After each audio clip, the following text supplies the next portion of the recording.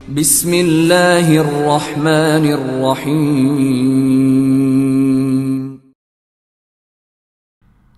Episode 1، ڈوب ڈوب کے ابھری ناؤ، معاشرے پر چھائے ہوئے جعلی پیروں کے گناہوں کی شرمناک روداد۔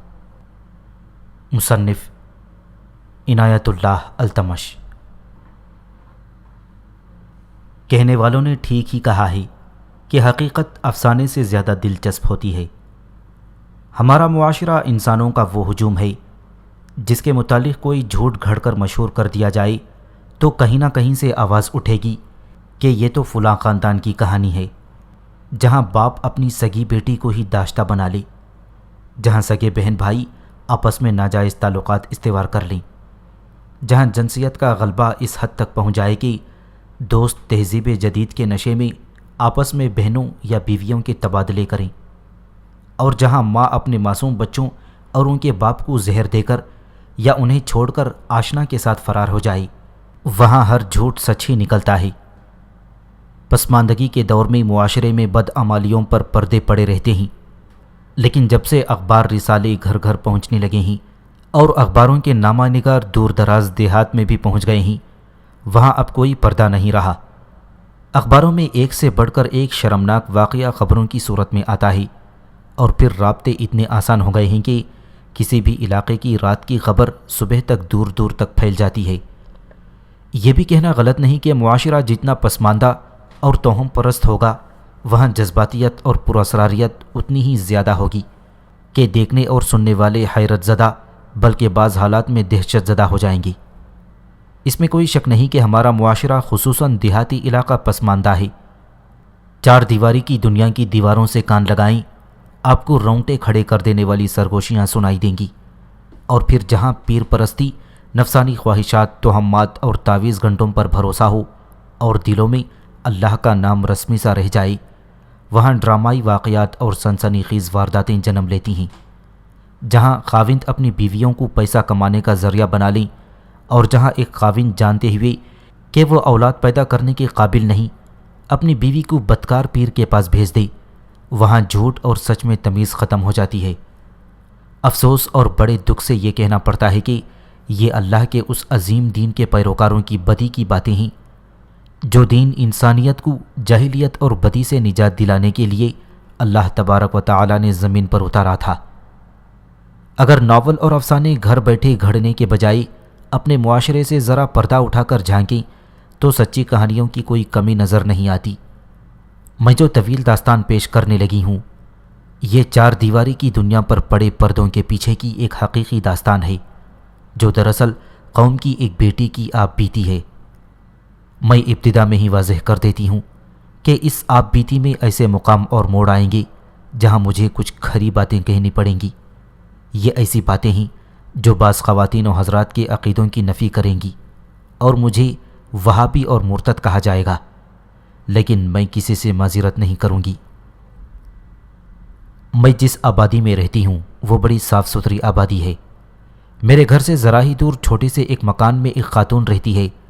مکان تو اس کا چھوٹا سا ہے، 3 کمرے ہیں، برآمدہ ہے اور صحن بھی ہے، لیکن اس مکان کے اندر جاؤ تو امیروں کی کوٹھیوں سے زیادہ خوبصورت لگتا ہے۔ کہنے سے میری مراد یہ نہیں کہ وہاں بڑا ہی قیمتی اور نئی طرز کا فرنیچر ہے یا بڑی مہنگی زیب و زیبائش کا سامان ہے، ایسی کوئی بات نہیں۔ مڈل کلاس کے گھروں جیسا عام سا سامان ہے، لیکن صفائی اور سلیقہ ایسا کہ دیکھ کر داد دینے کو جی چاہتا ہے۔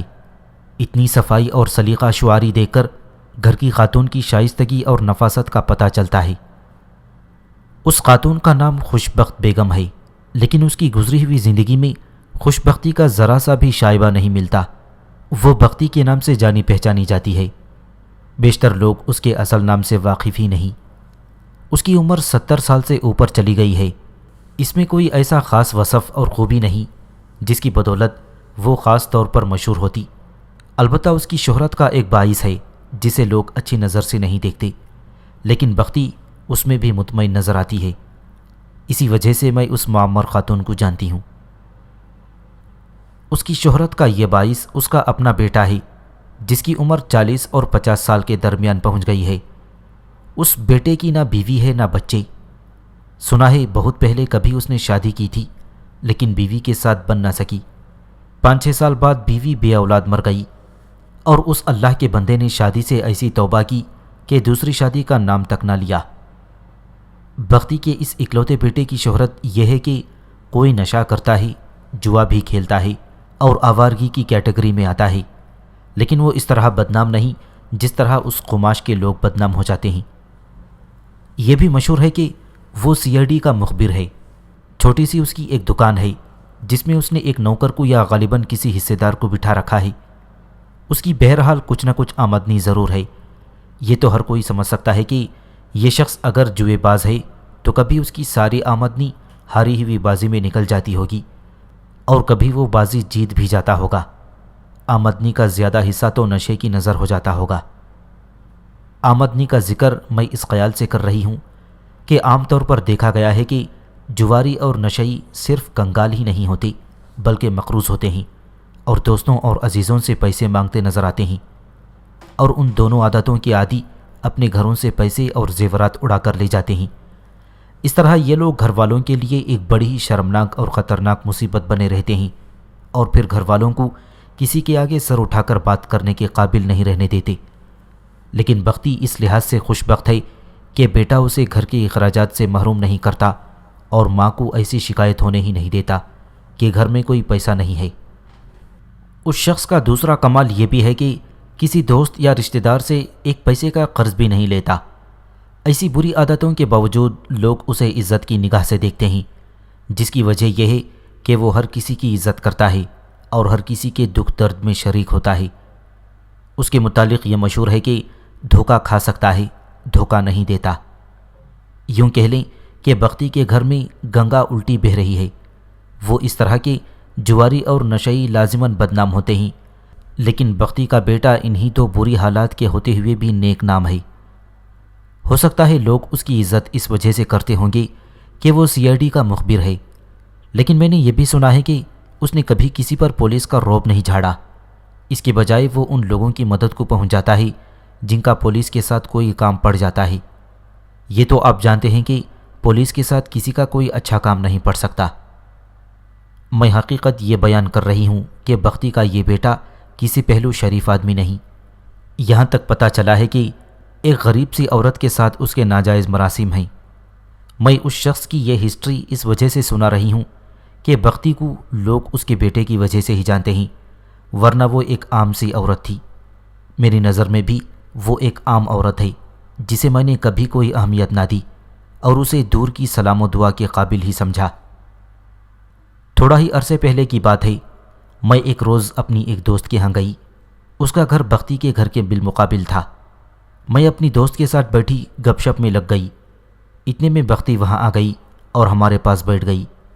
میری دوست نے اس سے خیر خیریت پوچھی اور رسمی سی ادھر ادھر کی باتیں شروع ہو گئیں۔ میں نے پہلی بار دیکھا کہ یہ معمر خاتون جسے اپنے بیٹے کی بری عادتوں کی وجہ سے مغموم اور پریشان ہو جانا چاہیے تھا، اچھی خاصی خوشگوار عورت ہے۔ میں تمہاری محفل میں زیادہ دخل اندازی نہیں کروں گی، بختی نے مسکراتے ہوئے کہا۔ ایک بے اصولی کرنے آئی ہوں۔ کل سے میرا بیٹا بخار میں پڑا ہے، ڈاکٹر نے دوائیاں لکھ دی ہیں، لیکن پیسے کم پڑ گئے ہیں۔ 100 روپیہ دے دیں، پرسوں اسی وقت دے دوں گی۔ میری دوست اٹھی اور 100 روپیہ لا کر بختی کو دے دیا۔ بختی نے ایک بار پھر کہا کہ وہ پرسوں یہ 100 روپیہ لوٹا دے گی۔ کیا بات کرتی ہیں آپ خالہ، میری دوست نے کہا۔ واپسی کی ایسی کوئی جلدی نہیں، پہلے اپنے بیٹے کو دوائیاں دو۔ تمہیں جلدی نہیں ہوگی بی بی، بختی نے کہا۔ مجھے جلدی ہے، مجھے قرض اور ادھار اچھا نہیں لگتا۔ بیٹا بیمار نہ پڑ جاتا تو پیسے مانگنے کی ضرورت ہی نہ پڑتی۔ بیٹا اٹھے گا تو پیسے بھی آ جائیں گے۔ بختی فوراً ہی جانا چاہتی تھی، لیکن میری دوست نے اسے کچھ دیر بٹھائے رکھا اور باتیں شروع ہو گئیں۔ یہ باتیں ایسی نہیں کہ میں یہاں لکھوں، لیکن ایک بات ضرور لکھوں گی، وہ یہ کہ اس کے انداز میں اور خیالات میں کچھ ایسا تاثر تھا جسے میں نظر انداز نہ کر سکی۔ آپ جانتے ہیں کہ 2-3 عورتیں کہیں اکٹھی بیٹھ جائیں تو وہ کسی نہ کسی عورت یا گھر کے خلاف باتیں کریں گی، یا اپنے خاوند کو بد اخلاق اور بے حس اور اپنے آپ کو مظلوم ثابت کریں گی، لیکن بختی میں ایسی کوئی بات نہیں تھی۔ بختی چلی گئی تو میری دوست نے اس کے متعلق بڑی ہی اچھی باتیں کی اور کہا کہ بختی 500 روپیہ مانگتی تو وہ بھی دے دیتی۔ مختصر یہ کہ میں وہاں سے ایسا تاثر لائی جس نے میرے دل میں یہ خواہش پیدا کر دی کہ بختی کو کبھی ملوں اور اس کے ساتھ ڈھیر ساری باتیں کروں۔ اگلے روز میں گھر کے کام کاج سے فارغ ہوئی تو بختی کے گھر کی طرف چل دی۔ بہانہ معقول تھا کہ اس کے بیٹے کو دیکھنے آئی ہوں۔ میں دراصل اس کے بیٹے کو دیکھنا چاہتی تھی جو اتنے برے اخلاق کا آدمی ہو کر بھی بدنام نہیں ہوا تھا بلکہ لوگوں میں اچھی شہرت رکھتا تھا۔ میری اس دوست کا گھر بختی کے گھر کے سامنے ہے۔ میں اپنی دوست کو بھی ساتھ لیتی گئی اور ہم دونوں بختی کے ہاں جا پہنچی۔ اس کا بیٹا کچھ بہتر ہو گیا تھا، صحن میں ٹہل رہا تھا۔ بختی تو ہم دونوں کو دیکھ کر پھولے نہیں سمائی تھی۔ اس نے ہمیں کمرے میں لے جا کر بٹھایا اور خود باورچی خانے میں چلی گئی۔ کچھ دیر بعد اس کا بیٹا کمرے میں ہمارے پاس آیا۔ کل امی آپ سے 100 روپیہ لائی تھیں، اس نے میری دوست سے کہا۔ آپ کا یہ احسان کبھی نہیں بھولوں گا، آج باہر نکلوں گا اور پیسے آ جائیں گے۔ بختی خالہ، میری دوست نے وہیں سے بڑی بلند آواز میں کہا، 100 روپیے کے پیچھے مجھے کیوں شرمسار کر رہی ہیں؟ دیکھیں، میرے اس بھائی نے بھی وہی بات کہی ہے جو آپ مجھے میرے گھر کہہ کر آئی تھیں، اور یہ آپ کس تکلیف میں پڑ گئی ہیں؟ ادھر آئیں، ہمارے پاس بیٹھیں، ہم آپ کے پاس آئی ہیں۔ باورچی خانے سے بختی کی ہنسی کی آواز آئی۔ اس کا بیٹا کمرے سے نکل گیا تھا۔ مجھے یہ تجربہ ہے اور یہ میرا مشاہدہ ہے کہ اس قماش کے کسی آدمی کے گھر اس کی بیوی، بہن یا ماں سے ملنے 1-2 عورتیں چلی جائیں تو ایسے آدمی کو بار بار اس کمرے میں کوئی کام پڑ جاتا ہے جس کمرے میں عورتیں بیٹھی ہوتی ہیں۔ ایسا شخص تاک جھانک سے باز نہیں رہتا۔ لیکن بختی کے بیٹے نے آداب اور شائستگی کا یہ مظاہرہ کیا کہ فوراً کمرے سے نکل گیا اور پھر ہم نے اس کی صورت نہ دیکھی۔ میں نے اسے غور سے دیکھ لیا تھا۔ شکل و صورت اور چال ڈھال سے وہ نشئی اور جواری لگتا ہی نہیں تھا۔ یہ تو میرے گمان میں بھی نہیں تھا کہ یہ ماں بیٹا ایک بڑی ہی سنسنی خیز اور ڈرامائی کہانی کے کردار ہیں۔ یہ تو ایسے ہی خیال آ گیا تھا کہ میں بختی سے ملوں۔ یہ خیال دراصل ویسے ہی نہیں آیا تھا۔ پہلے بتا چکی ہوں کہ اس معمر خاتون سے میں کچھ اور ہی طرح متاثر ہوئی تھی، اور اس تاثر کو میں اچھی طرح بیان نہیں کر سکتی۔ بختی ٹرے اٹھائے کمرے میں آئی جس میں چائے کی پیالیاں تھیں اور ایک پلیٹ میں بسکٹ رکھے ہوئے تھے۔ ہم چائے پینے لگیں اور ادھر ادھر کی باتیں بھی شروع ہو گئیں۔ آپ نے دیکھا ہوگا کہ 3-4 عورتیں اکٹھی بیٹھ جائیں تو ہر ایک کی کوشش یہ ہوتی ہے کہ وہ اکیلی بولتی رہی اور دوسری صرف سنتی رہیں۔ اکثر یوں ہوتا ہے کہ ساری ہی عورتیں بیک وقت بولنے لگتی ہیں، یا 6-7 عورتوں کی محفل میں 2 عورتیں تو یقیناً بیک وقت بولتی ہیں، لیکن ہم تینوں میں میری دوست بات کرتی تھی یا میں بولتی تھی اور بختی صرف سنتی تھی۔ یوں معلوم ہوتا تھا جیسے وہ ہماری ہر بات انہماک اور دلچسپی سے سن رہی ہو۔ وہ اس وقت بولتی جب ہم دونوں خاموش ہو جاتی۔ میری زبان پر ایک سوال بار بار آتا اور میں اس سوال کو نگل لیتی تھی۔ میں بختی سے اس کے بیٹے کے متعلق کچھ پوچھنا چاہتی تھی، لیکن ڈرتی تھی کہ بختی برا مان جائے گی۔ خالہ، میری دوست نے اس سے پوچھا، آپ کے میاں کب فوت ہوئے تھے؟ اس وقت میرا زبیر 18-19 سال کا تھا۔ بختی نے اپنے اس بیٹے کا نام لے کر جواب دیا، اللہ کا شکر ادا کرتی ہوں کہ اس سے بڑی 2 بیٹیاں ہیں، دونوں باپ کی زندگی میں ہی بیاہی جا چکی ہیں۔ اس کے اس بیٹے کا نام زبیر تھا اور یہ بختی کا اکلوتا بیٹا ہے۔ مجھے خیال آیا کہ زبیر اکلوتا ہونے کی وجہ سے بگڑ گیا ہوگا، لیکن بات کچھ اور نکلی۔ پھر گھر کا سلسلہ کس طرح چلتا ہے؟ میں نے پوچھا۔ بھائی زبیر کی تو ابھی کہیں نوکری نہیں لگی ہوگی۔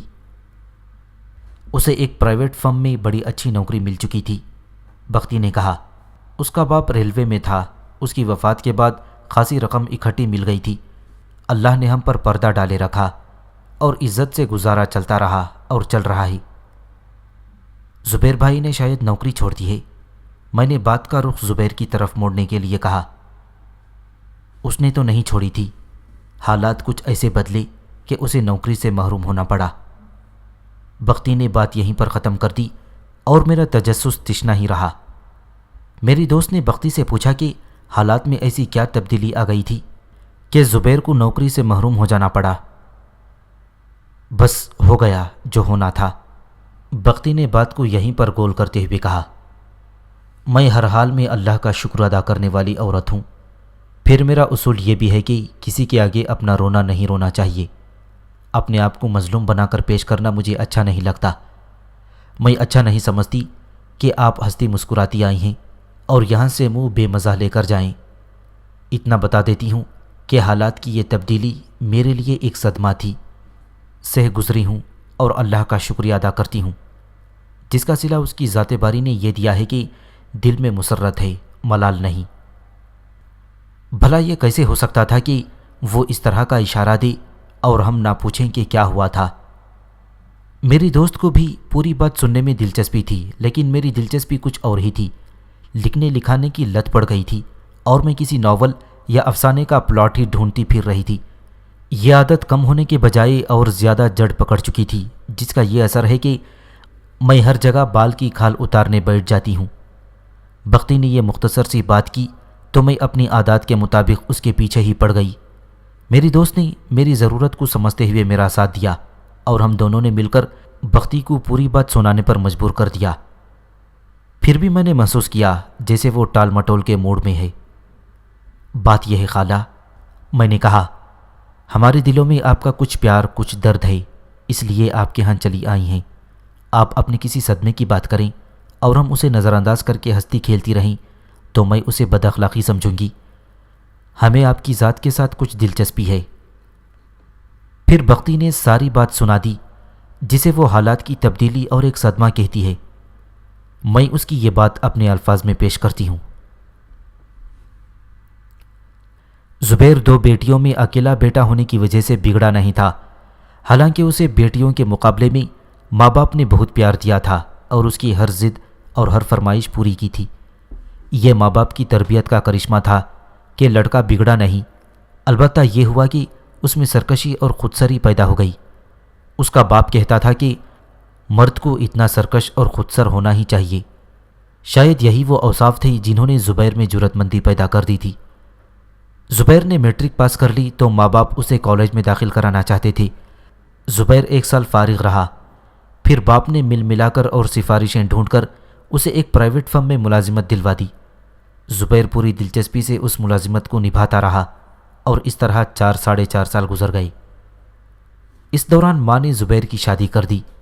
ماں اور بہنوں کے دلوں میں زبیر کے باپ کی وفات کا صدمہ اثر نو تازہ ہو گیا، لیکن زبیر کی شادی کی انہوں نے اتنی خوشیاں منائیں کہ اس صدمے کی شدت کم ہو گئی۔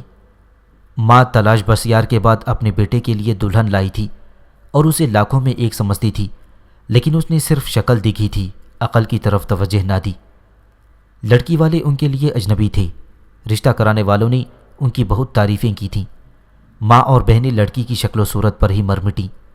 بختی جب ہمیں بیٹے کی شادی کی بات سنا رہی تھی تو مجھے حضرت عمر فاروق رضی اللہ تعالیٰ عنہ کی ایک بات یاد آ گئی۔ آپ سے کسی نے کسی شخص کی تعریفیں کیں۔ حضرت عمر نے اس سے پوچھا، کیا تم نے اس کے ساتھ کبھی سفر کیا ہے؟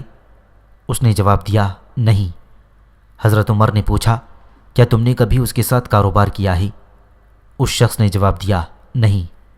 حضرت عمر نے فرمایا، تو پھر تم کس طرح کہتے ہو کہ وہ بڑا اچھا آدمی ہے؟ کچھ ایسے ہی زبیر اور اس کی ماں کے ساتھ ہوا تھا۔ لڑکی کی سیرت اپنی صورت سے بالکل متضاد نکلی۔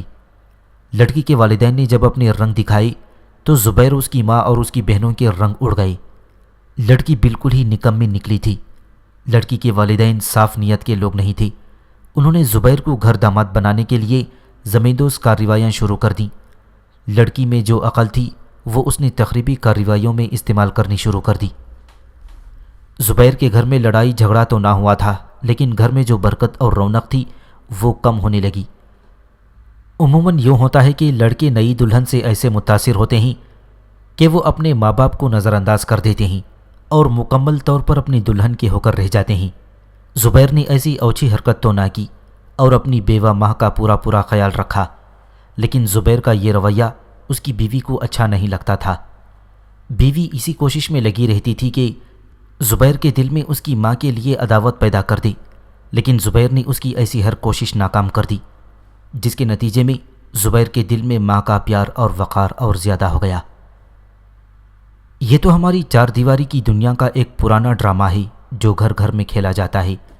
لڑکی کی شادی ہوتی ہے تو وہ اپنے ماں باپ اور اپنی بیوی کے ماں باپ کے درمیان اس طرح پسنے لگتا ہے جس طرح چکی کے دو پارٹ دانی کو پیس پیس کر آٹا بنا دیتے ہیں۔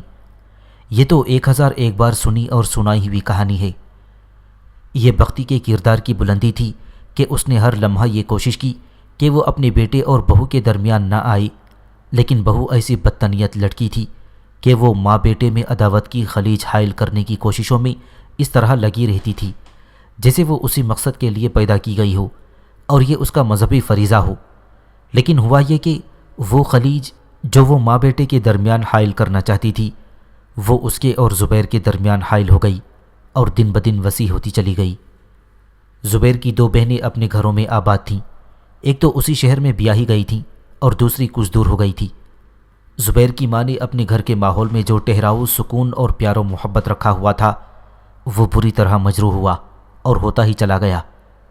ہمارے ہاں دراصل شادی لڑکی اور لڑکے کی نہیں ہوتی بلکہ یہ دو خاندانوں کا ملاپ ہوتا ہے، اور یہ ملاپ شاذ و نادر ہی خوشگوار ثابت ہوتا ہے۔ ہر گھر کا اپنا اپنا ایک کلچر ہوتا ہے۔ یہ محض اتفاق کی بات ہے کہ دو کلچر ایک جیسے مل جائیں تو گھر جنت بن جاتا ہے، لیکن بختی اور اس کے بہو کے میکے کے کلچر متضاد تھے جو آپس میں ملنے کے بجائے متصادم ہو رہی تھی۔ یہ تو منفی اور مثبت کی ٹکر تھی۔ بختی کی بہو کی جو عادات تھیں وہ دراصل اس کی فطرت تھی جو بچپن سے تشکیل پا چکی تھی۔ انسان کی شکل و صورت بدل سکتی ہے، فطرت نہیں بدل سکتی۔ بعض لوگ اپنے آباء و اجداد کا مذہب بدل لیتے ہیں، ان کی فطرت پر انگلی رکھو تو وہ تڑپ اٹھتے ہیں۔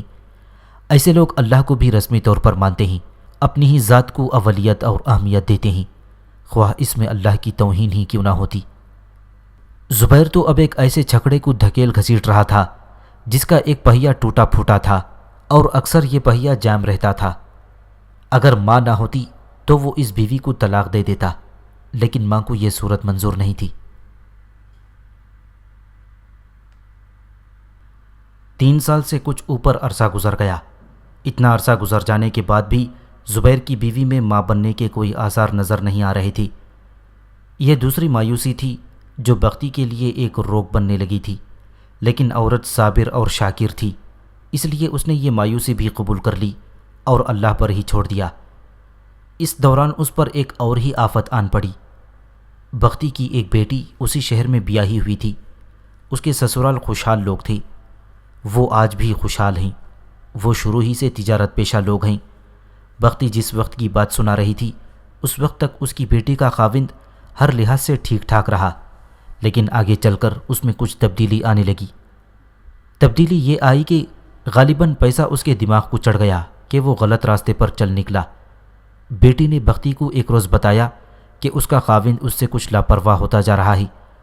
ماں نے بیٹی کو پند و نصیحت کی اور کہا کہ عورت چاہے تو بڑے اکھڑ آدمی کو بھی اپنی مٹھی میں رکھ سکتی ہے۔ دوسری بات یہ کہ عورت وہیں اچھی لگتی ہے جہاں اسے بیاہ دیا جاتا ہے۔ بیٹی پہلے تو خاوند کا رویہ برداشت کرتی رہی، لیکن اس شخص نے اس کے ساتھ نمایاں طور پر بے رخی شروع کر دی۔ پہلے وہ سورج غروب ہوتے ہی گھر آ جاتا تھا، پھر اس نے ذرا دیر سے آنا شروع کر دیا۔ پھر ایسی راتیں بھی آئیں کہ وہ 10 بجے اور کبھی 11 بجے گھر آتا، اور آتا بھی تو یوں لگتا جیسے کسی غلط جگہ آ گیا ہو اور یہ لوگ اسے اچھے نہیں لگتے۔ بختی کی بیٹی نے اپنی ساس کو بتایا کہ اس کا بیٹا بالکل ہی بدل گیا ہے اور یوں لگتا ہے جیسے ایک چراغ جلتا جلتا ٹمٹمانے لگا ہو اور وہ بجھنے ہی والا ہو۔ سائرہ بیٹی، اس کی ساس نے اسے کہا، تمہارے ساتھ اس کا خون کا کوئی رشتہ نہیں ہے، میں اس کی ماں ہوں، وہ مجھ سے بھی کھچا کھچا رہنے لگا ہے۔ بہت پوچھا ہے کہ اسے کیا دکھ ستا رہا ہے کہ وہ یوں روٹھا روٹھا سا اور چپ رہنے لگا ہے۔ وہ کچھ بتاتا ہی نہیں بلکہ 1-2 بار غصے میں آ گیا تھا۔ بختی کی بیٹی سائرہ کو یہ اطمینان ہو گیا کہ یہ شخص صرف اس سے ہی بے رخی نہیں برت رہا بلکہ اپنی ماں کے ساتھ بھی اس کا یہی سلوک ہے۔ سائرہ کی ساس تو بات کرتے کرتے آنسو بہانے لگی اور ساس نے سائرہ کو یہ بھی بتا دیا کہ سائرہ کا سسر بھی پریشان ہے۔ معلوم ہوا کہ سائرہ کا خاوند کاروبار سے رقمیں اڑانے لگا ہے اور دن کو بھی بغیر بتائے کہ وہ کہاں جا رہا ہے غائب ہو جاتا ہے۔ سائرہ اس معاملے میں خوشبخت تھی کہ خاوند کی گمراہی پر اس کی ساس اور سسر اور خاوند کا ایک بھائی سائرہ کے ساتھ تھی۔ عموماً یوں ہوتا ہے کہ کسی کا شادی شدہ بیٹا گمراہ ہو جائے اور بدکاری کی طرف جا نکلے تو اس پر پردے ڈالے جاتے ہیں، اور اس کی بیوی شکوہ کرے تو سسرال کا ہر فرد اس کی مخالفت میں اتر آتا ہے۔ لیکن یہاں معاملہ کچھ اور تھا، جس سے ظاہر تھا کہ یہ کردار والے لوگ ہیں۔ سائرہ کے سسر کو یہ غم لگ گیا تھا کہ اس کا بیٹا حلال کی کمائی اڑا رہا تھا۔ دوسرا نقصان یہ نظر آ رہا تھا کہ اس پر قابو نہ پایا گیا تو وہ اس مقام تک جا پہنچے جہاں اسے بلکہ پورے خاندان کو تباہی سے بچانا ممکن نہیں رہے گا۔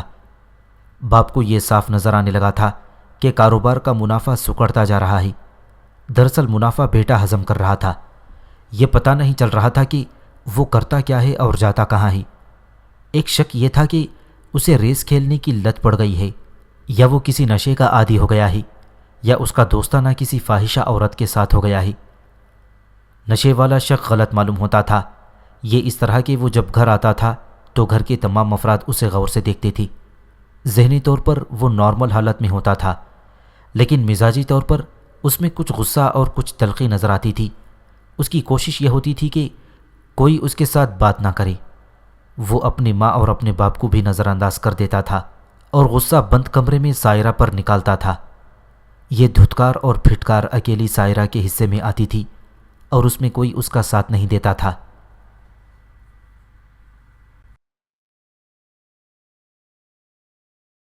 سائرہ جب اپنی ماں کے پاس جاتی تو اسے سناتی تھی کہ خاوند اس کے ساتھ کیسی کیسی بدتمیزیاں کرتا ہے۔ زبیر بھی اپنی بہن کا یہ رونا سنتا اور اس کا خون کھولنے لگتا تھا۔ ایک روز زبیر اپنی بہن کے سسر سے ملا اور اس کے ساتھ اس مسئلے پر بات کی۔ اسے غالباً یہ توقع تھی کہ سسر اپنے بیٹے کی وکالت کرے گا اور سائرہ کو قصوروار ٹھہرائے گا، لیکن وہاں معاملہ الٹ نکلا۔ سائرہ کے سسر کے آنسو نکل آئی اور اس نے اپنے بیٹے کے خلاف بات کی اور سائرہ کے حق میں ہمدردی کا اظہار کیا۔ یہ تو سائرہ بتاتی تھی کہ اس کی ساس اور سسر اس کے حامی اور غمخوار ہیں۔ زبیر بیٹے، سائرہ کے سسر نے کہا، یہ جاسوسی تو کرو کہ میرا بیٹا جاتا کہاں ہے اور اتنی زیادہ رقمیں کہاں پھینک آتا ہے۔ چچا جان، زبیر نے کہا، میں سراغ رسانی کرتا ہوں اور بھائی کو پکڑ بھی لوں گا، لیکن ایسا نہ ہو کہ آپ ہی ناراض ہو جائیں۔ مجھے اجازت دیں کہ میں جو بھی کارروائی کروں اس کی آپ مخالفت نہ کریں اور آپ کو شکایت نہ ہو۔ تم نے میرے بیٹے کو بھائی کہا ہے، سائرہ کے سسر نے کہا، بہنوی ہوتا ہی بھائی ہے۔ تم اگر میرے بیٹے کو مارنا پیٹنا ضروری سمجھو تو میں تمہیں اس کی بھی اجازت دیتا ہوں۔ وہ ہے تو عمر میں تم سے کچھ بڑا، لیکن اسے سیدھے راستے پر لانے کے لیے میں تمہاری ہر کارروائی کو جائز سمجھوں گا۔ زبیر نے سسر کی یہ بات اپنی ماں کو اور سائرہ کو بھی بتائی اور کہا کہ اگر اس نے اپنے بہنوی کو کسی غلط جگہ پکڑ لیا تو اس کی پٹائی کر دے گا۔ ماں اور سائرہ نے بیک زبان اسے ایسی کارروائی سے روکا اور کہا کہ کوئی ماں باپ اپنے بیٹے کے خلاف نہیں ہو سکتے اور زبیر بہنوی پر ہاتھ نہ اٹھائی، کیونکہ یہ بڑا نازک رشتہ ہے اور کہیں ایسا نہ ہو کہ معاملہ کوئی اور ہی صورت اختیار کر لے۔ زبیر نے اس کے جواب میں کچھ بھی نہ کہا اور اس پر خاموشی طاری ہو گئی۔ 2-3 دن ہی گزرے تھے کہ سائرہ ماں کے پاس آئی اور بل بلا کر رونے لگی۔ اس نے بتایا کہ گزشتہ رات خاوند نے اسے 3-4 تھپڑ مارے ہیں اور کہا ہے کہ آئندہ اس نے اس سے باز پرس کی کہ وہ اتنی دیر کہاں رہا ہے تو وہ اسے طلاق دے کر گھر سے نکال دے گا۔ سائرہ اس بات پر بھڑکی تو خاوند نے اس کی پٹائی کر دی۔ اتفاق سے اس وقت زبیر گھر ہی تھا اور آفس جانے کی تیاری کر رہا تھا۔ اس نے سائرہ کو تسلی اور دلاسے دیے اور کہا کہ وہ اپنے سسرال چلی جائے اور بالکل مطمئن رہے، وہ اس شخص کا اب کچھ بندوبست کر کے ہی رہے گا۔ بختی نے زبیر سے کہا کہ وہ ایسا ہرگز نہ کرے کہ اپنے بہنوی کے گلے جا پڑی۔ ماں نے اسے ٹھنڈا کرنے کے لیے بہت کچھ کہا، لیکن زبیر کا انداز بتا رہا تھا کہ وہ ماں کی کسی بات پر توجہ نہیں دے رہا۔ ماں نے بھی محسوس کیا کہ زبیر کی ذہنی اور جذباتی حالت نارمل نہیں ہے۔ ماں نے اسے کچھ سخت الفاظ کہہ دیے اور ڈانٹ کر کہا کہ وہ کوئی بدتمیزی نہ کرے۔ امی جان، زبیر نے کہا، میرے اس بہنوی کے باپ نے مجھے اجازت دے رکھی ہے کہ اس شخص کو سیدھے راستے پر لانے کے لیے میں جو بھی کارروائی کرنا چاہوں وہ کر گزروں، آپ مجھے زنجیریں نہ ڈالیں۔ میں ایسا احمق نہیں ہوں کہ سوچے سمجھے بغیر کوئی الٹی سیدھی حرکت کر بیٹھوں۔ بختی نے ہمیں بتایا کہ زبیر لڑکپن سے خصوصی ذہانت کا مظاہرہ کرنے لگا تھا اور اس میں اسی عمر میں عقل و دانش نظر آنے لگی تھی۔ وہ جسمانی لحاظ سے بھی پھرتیلا اور طاقتور تھا اور دماغی لحاظ سے بھی وہ کسی سے کم نہ تھا۔ زبیر نے اپنے بہنوی کی جاسوسی شروع کر رکھی تھی، لیکن اتنی سرگرمی سے نہیں کہ وہ بہنوی کو کہیں پکڑ لیتا۔ وہ بہنوی کے جاننے والوں سے پوچھتا پھرتا تھا کہ اس شخص کی خفیہ سرگرمیاں کیا ہیں اور یہ کس لائن پر چل نکلا ہے۔ اسے کہیں سے کوئی مصدقہ خبر نہیں مل رہی تھی۔ اب اس نے دیکھا کہ بہنوی نے اس کی بہن کو مارا پیٹا ہے، تو زبیر نے اپنے ایک دوست کو ساتھ ملا کر بہنوی کا تعاقب شروع کر دیا۔ زبیر کا ارادہ بڑا ہی خطرناک تھا، اس کے اندر انتقام کا شعلہ بھڑک اٹھا تھا۔ بختی کو تفصیل سے معلوم نہ تھا کہ زبیر کس طرح اس شخص کا تعاقب کرتا رہا تھا، اس لیے وہ مجھے تفصیلات نہ سنا سکی۔ اسے جس حد تک معلوم تھا ہم کو بتایا تھا۔ سائرہ اپنی ماں کے پاس آئی ہوئی تھی۔ ساس اور سسر کی اجازت سے وہ 5-7 روز ماں کے پاس گزارنے آئی تھی۔ اس کے خاوند نے تو اس کے ساتھ یہ رویہ اختیار کر رکھا تھا کہ اس کے گھر رہے یا اپنی ماں کے پاس چلی جائے، اسے کوئی فرق نہیں پڑتا۔ خاوند نے اس کی ذات میں ذرا سی دلچسپی بھی لینی چھوڑ دی تھی۔ اس کے اس رویے نے بختی اور سائرہ کو خاصا مغموم کر رکھا تھا۔ ایک شام گہری ہو چکی تھی، زبیر ابھی گھر واپس نہیں آیا تھا۔ سائرہ کے خاوند کا نام طاہر ہے۔ اس شام زبیر نے تہیہ کر لیا تھا کہ آج وہ طاہر کو پکڑ کر ہی رہے گا۔ اس نے اپنے ایک دوست کو ساتھ لیا اور اسے کہا کہ وہ طاہر کی دکان سے ذرا کچھ دور کھڑے ہو کر اسے دیکھتا رہے، اور طاہر دکان سے نکل کر کسی طرف جائے تو وہ زبیر کو بتا دے۔ زبیر طاہر کی دکان سے زیادہ دور چھپ کر کھڑا تھا۔ وہ دکان کے سامنے ویسے ہی ٹہلتا رہا اور آخر طاہر دکان سے نکلا۔ وہ اپنے گھر کی طرف جانے کے بجائے دوسری سڑک کی طرف چل نکلا۔ زبیر کا دوست کچھ فاصلہ رکھ کر اس کے پیچھے گیا۔ زبیر نے دیکھا تو وہ بھی طاہر کے پیچھے چل پڑا۔ طاہر اور ان دونوں کے درمیان خاصا فاصلہ تھا۔ بڑی سڑک پر جا کر طاہر رک گیا اور ادھر ادھر دیکھنے لگا۔ کچھ دیر بعد اسے ایک خالی ٹیکسی نظر آئی تو اس نے ٹیکسی کو اشارہ کیا۔ ٹیکسی مڑی اور اس کے قریب آ رکی۔ طاہر نے ڈرائیور سے کچھ کہا اور پچھلی سیٹ پر بیٹھ گیا۔ ٹیکسی چلی ہی تھی کہ زبیر اور اس کا دوست سامنے آ گئی اور ایک رکشہ روکا۔ رکشے والے نے زبیر سے کہا کہ وہ جو ٹیکسی سامنے جا رہی ہے اس کے قریب جانا ہے اور پھر اس کے پیچھے ہی رہنا ہے۔ رکشے ٹیکسیوں والے اس قسم کی باتوں کو اچھی طرح سمجھتے ہیں۔ یہ رکشہ ڈرائیور بھی سمجھ گیا کہ اس ٹیکسی کا تعاقب کرنا ہے۔ تعاقب کا مقصد کچھ بھی ہو سکتا تھا۔ رکشے والے کو اپنی اجرت کے ساتھ دلچسپی تھی۔ طاہر نے کچھ دور جا کر کوٹھیوں کی ایک کالونی کے باہر ٹیکسی رکوائی۔ زبیر اپنے دوست کے ساتھ رکشے میں بیٹھا دیکھ رہا تھا۔ اس نے رکشہ کچھ آگے لے جا کر رکوا لیا اور رکشے میں بیٹھے بیٹھے پیچھے دیکھنے لگا۔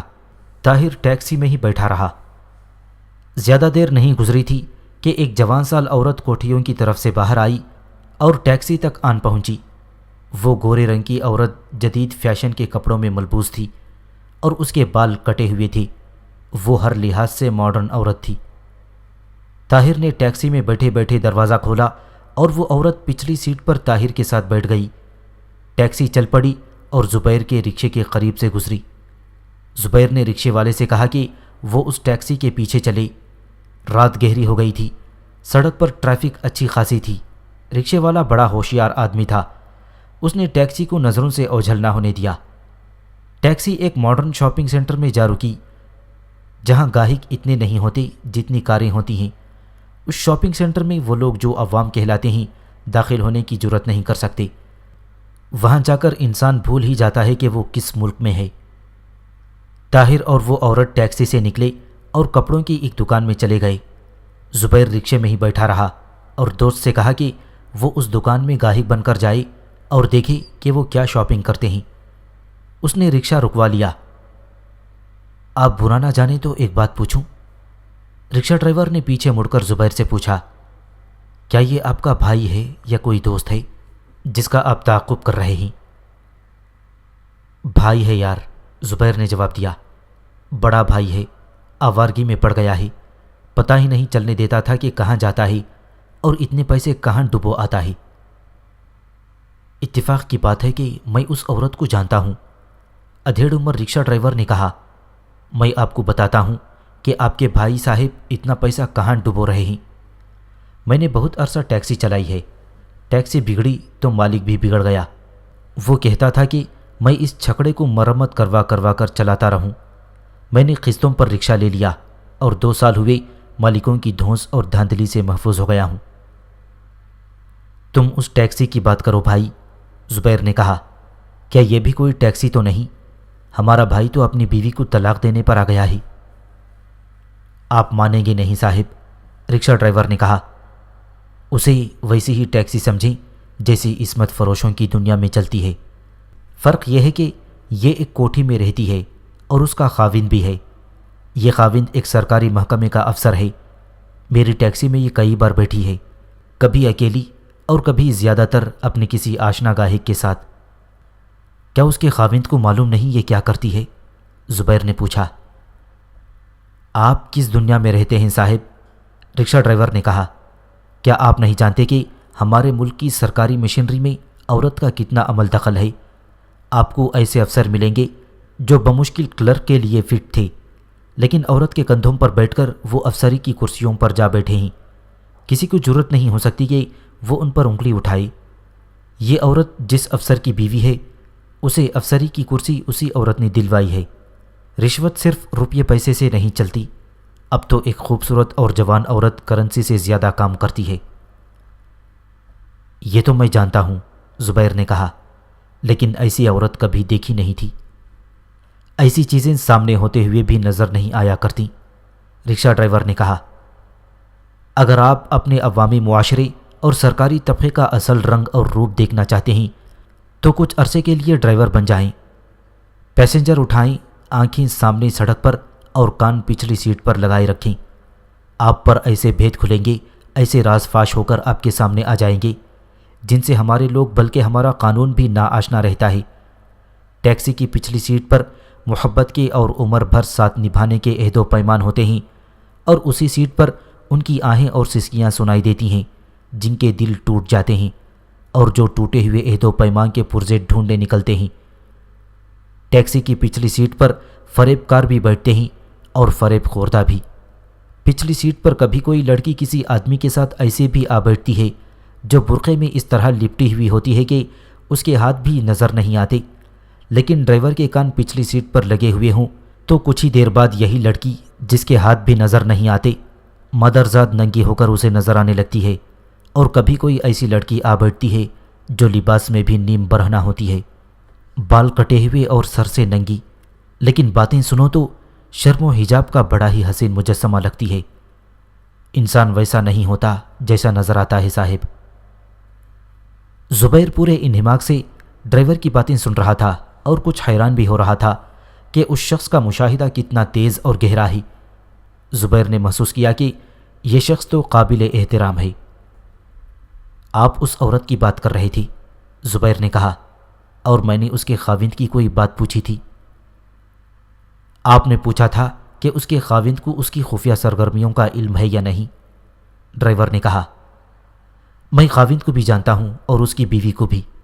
خاوند کو میں نے کئی بار کسی اور عورت کے ساتھ اپنی ٹیکسی پر بٹھایا ہے، اور اس کی بیوی کو کسی اور آدمی کے ساتھ اسی ٹیکسی پر بٹھایا اور وہاں تک پہنچایا ہے جہاں تک اسی قسم کے لوگ پہنچا کرتے ہیں۔ اس کا خاوند اتنی جرت کر ہی نہیں سکتا کہ اپنی اس بیوی کو اس طرح اکیلے یا دوسروں کے ساتھ گھومنے پھرنے سے روکے، کیونکہ وہ خود اسی قماش کا آدمی ہے۔ اسی خوبصورت بیوی نے اسے اس کرسی پر بٹھایا ہے جو یہ صرف خواب ہی میں دیکھ سکتا تھا۔ میں یہاں تک کہوں گا کہ اس کا خاوند خوش ہوگا کہ اس کی بیوی شکار کھیل رہی ہے اور اس سے خرچہ نہیں مانگتی، نہ کبھی کپڑوں کی نہ کبھی زیورات کی فرمائش کرتی ہے۔ ہاں بھائی صاحب، زبیر نے کہا، فرمائشیں پوری کرنے والے مل جائیں تو خاوند کو پریشان کرنے کی کیا ضرورت ہے؟ اور میں آپ کو یہ بھی بتا دیتا ہوں، رکشہ ڈرائیور نے کہا، آپ کے بھائی صاحب پہلے شخص نہیں جس کے ساتھ اس عورت نے دوستی لگائی ہے۔ اس سے پہلے یہ عورت نہ جانے کتنے ہی دوست بنا کر انہیں یوں چوس چکی ہے جس طرح جالے میں آئی ہوئی مکھی کو مکڑی چوس لیا کرتی ہے۔ چند مہینے تو یہ میری مستقل پیسنجر بنی رہی، جس طرح کوئی شخص کسی ایک دکان کا مستقل خریدار بن جاتا ہے۔ اسی لیے میں کہتا ہوں کہ اس عورت کو جتنا میں جانتا ہوں اور کوئی نہیں جان سکتا۔ اپنے بھائی صاحب کو اس کے جال سے نکالیں، ورنہ اس کا نتیجہ آپ کے پورے خاندان کے لیے بڑا ہی بھیانک ہوگا۔ ایک بات اور بتائیں، زبیر نے پوچھا، اگر اس عورت کی اتنی کمائی ہے اور خاوند بھی اچھے عہدے پر ہے تو کیا ان کی اپنی گاڑی نہیں؟ یہ ٹیکسیوں پر کیوں آتے جاتے ہیں؟ آپ تو بالکل ہی سیدھے آدمی ہیں صاحب، ڈرائیور نے مسکراتے ہوئے کہا۔ یہ اپنی گاڑی کا استعمال کریں تو پہچانی جاتی ہیں، دور سے پتہ چل جاتا ہے کہ یہ فلاں گاڑی ہے اور اس میں کوئی غیر مرد یا بیوی کی صورت میں کوئی غیر انسان آدمی بیٹھا ہے۔ ٹیکسی میں بیٹھو تو کوئی دھیان ہی نہیں دیتا۔ دوسری بات یہ ہے کہ گاڑی خاوند لے جائے تو بیوی اپنے شکار کے ساتھ ٹیکسی پر آ جاتی ہے۔ اتنے میں زبیر کو اپنا دوست آتا نظر آیا۔ طاہر اس عورت کے ساتھ دکان سے نکلا۔ عورت نے شاپنگ بیگ اٹھا رکھا تھا۔ وہ دونوں باہر آ کر رک گئی اور طاہر ادھر ادھر دیکھنے لگا، شاید کوئی ٹیکسی دیکھ رہا تھا۔ حد ہو گئی بھائی، زبیر کے دوست نے قریب آ کر کہا۔ اس ذلیل عورت نے بڑے ہی قیمتی 2 سوٹ خریدے ہیں اور پیسے طاہر بھائی نے ادا کیے ہیں۔ طاہر نے ایک ٹیکسی روکی اور اس عورت کو ساتھ لے کر ٹیکسی میں بیٹھ گیا۔ زبیر نے رکشہ ڈرائیور سے کہا کہ ان کے پیچھے چلے۔ اب تو رکشہ ڈرائیور کا انداز ہی بدل گیا تھا، جیسے وہ ذاتی دلچسپی سے اور دل و جان سے اس تعاقب میں شامل ہو۔ تعاقب کا مقصد معلوم ہونے سے پہلے وہ اپنے آپ کو اجرتی ڈرائیور سمجھتا تھا۔ سڑکوں پر رات کی رونق شروع ہو گئی تھی، جس سے ٹریفک میں اضافہ ہو گیا تھا اور ٹریفک بھی تیز ہو گئی تھی۔ ٹریفک کے اس رش میں یہ خطرہ تھا کہ ٹیکسی نظروں سے اوجھل ہو جائے گی، لیکن رکشہ ڈرائیور نے نہایت چابک دستی اور مہارت سے ٹیکسی کو نظروں سے اوجھل نہ ہونے دیا اور فاصلہ بھی صحیح رکھا۔ کئی موڑ مڑ کر اور 2-3 بڑے ہی مصروف چوک کراس کر کے گاڑی ایک اعلیٰ درجے کے ہوٹل کے احاطے میں داخل ہو گئی۔ رکشہ ڈرائیور نے کہے بغیر ہی رکشہ ذرا آگے جا کر روک لیا۔ یہ سمجھنا کوئی مشکل نہیں تھا کہ طاہر اور یہ عورت ہوٹل میں کھانا کھائیں گے۔ اب رکشے کو روکے رکھنے کا کوئی جواز نہیں تھا۔ زبیر نے ڈرائیور سے پیسے پوچھے اور جتنے بھی اس نے کہے وہ زبیر نے دے دیے۔ زبیر اسی وقت مشتعل ہو گیا تھا جب شاپنگ سینٹر میں دوست نے بتایا تھا کہ کپڑے اس عورت نے خریدے ہیں اور پیسے طاہر نے دیے ہیں۔ وہ خوبصورت اور جوان عورت تھی، طاہر کی ہم عمر لگتی تھی، 30 سال سے کچھ کم ہی ہوگی، لیکن اب زبیر کو یہ عورت ایک چڑیل کے روپ میں دکھائی دینے لگی۔ اس نے جب طاہر اور اس عورت کو اتنے اعلیٰ اور اتنے مہنگے ہوٹل میں جاتے دیکھا تو اس کا اشتعال غصے کی صورت اختیار کر گیا اور اس غصے میں قہر اور غضب بھرتا گیا۔ وہ ہوٹل کے احاطے سے باہر کھڑا دیکھتا رہا۔ اس کے دوست نے اسے کہا کہ یہ پتہ چل گیا ہے کہ طاہر بھائی کہاں کہاں جاتا ہے اور حلال کی کمائی اڑاتا ہے، بہتر ہے کہ اب چلیں اور اس کے باپ کو بتا دیں۔ ابھی نہیں، زبیر نے کہا، میں انتظار کر رہا ہوں کہ یہ کھانا شروع کر دیں تو میں ان کے پاس جا کھڑا ہوں اور انہیں پتہ چلے کہ میں نے انہیں دیکھ لیا ہے۔ ایسا مت کرو، دوست نے کہا، ایسا نہ ہو کہ طاہر بھائی برا مان جائیں اور اس میں اپنی توہین سمجھیں۔ بات بڑھ جانے کا خطرہ ہے، ہو سکتا ہے وہ تمہارے ساتھ بدتمیزی کر بیٹھے۔ بدتمیزی تو میری طرف سے ہوگی، زبیر نے کہا، مجھے اس کا کوئی غم نہیں کہ یہ اپنی اور باپ کی آمدنی ایک عورت پر اڑا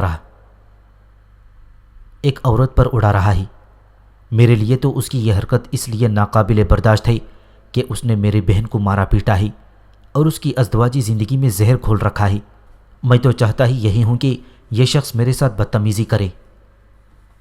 دوست اسے روک رہا تھا، لیکن زبیر کا خون کھول رہا تھا۔